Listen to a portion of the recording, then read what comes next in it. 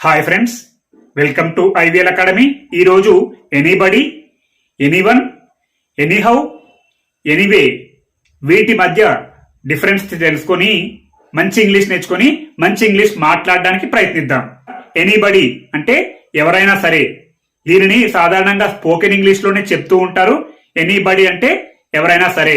ఉదాహరణకు anybody can make mistakes అంటే ఎవరైనా తప్పులు చేయవచ్చు. అలాగే ఎనీవన్ అంటే ఎవరైనా లేదా ఎవరైనా సరే. ఇది కూడా అలాంటి మీనింగ్ వస్తుంది, కానీ ఇది ఫార్మల్ గా రాస్తూ ఉంటారు. అంటే ఈ పదాన్ని లిటరల్ గా ఉపయోగిస్తుంటారు. అంటే రాస్తూ ఉన్నప్పుడు anyone can apply for this job అంటే ఎవరైనా ఉద్యోగానికి దరఖాస్తు చేసుకోవచ్చు. ఇక్కడ సింపుల్ గా గుర్తుపెట్టుకోవాల్సింది ఏంటంటే ఎనీబడి అంటే స్పీకింగ్, ఎనీవన్ అంటే రైటింగ్. అలాగే ఎనీహౌ అంటే ఏదో విధంగా. ఈ ఎనీహౌ అనే దానిని ఇన్ఫార్మల్ గా ఉపయోగిస్తూ ఉంటారు. ఉదాహరణకు anyhow I will finish this work, ఎలాగైనా ఈ పని పూర్తి చేస్తాను. అలాగే ఎనీవే, ఎనీవే అంటే ఏదైనా సరే.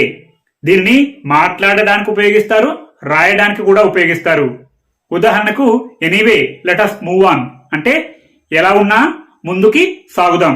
మనం ఎనీహౌను అలాగే ఎనీవేని రెండు పక్క పక్కన పెడితే సేఫెస్ట్ వర్డ్ ఏంటంటే ఎనీవే అని వాడడమే సేఫెస్ట్.